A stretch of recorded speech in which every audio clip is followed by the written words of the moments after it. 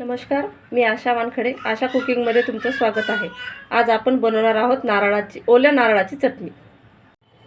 त्यासाठी लागणारं साहित्य: 1 वाटी ओलं नारळ, कोथिंबीर, लसण, हिरवी मिरची, जिरं, मोहरी, कढीपत्ता, फोडणीसाठी 2 चम्मच साखर, अर्धी वाटी दही.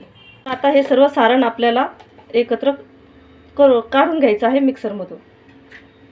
1 वाटी ओलं नारळ मी कापून घेतलेलं आहे, ते छोटं छोटं. कोथिंबीर, लसण, हिरवी मिरची.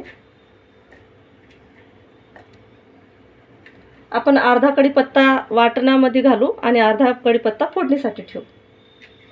2 चम्मच साखर आणि अर्धी वाटी दही. आता हे सर्व सारण आपल्याला एकजीव करून घ्यायचं आहे.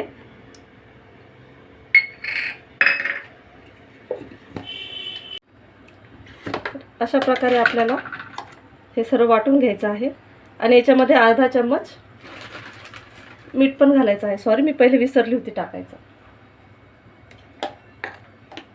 आता याला आपण तडका देऊन घेऊया. त्यामध्ये आपण 2 उबळ्या तेल घालूया.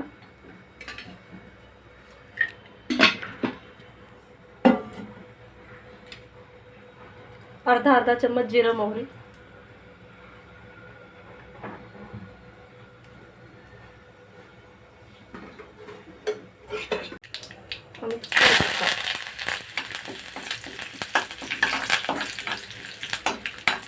कढीपत्ता छान फ्राय झाला की गॅस फुल करून आपण बंद करून घेऊया.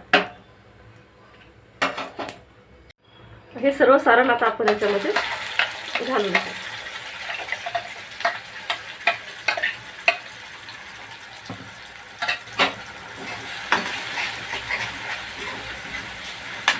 ही अशा प्रकारे आपली नारळाची चटणी झालेली आहे. वाटण करताना जर दह्यामुळे जर चांगलं बारीक झालं नाही तर थोडं पाणी घालूनही बारीक वाटण करून घेऊ शकता.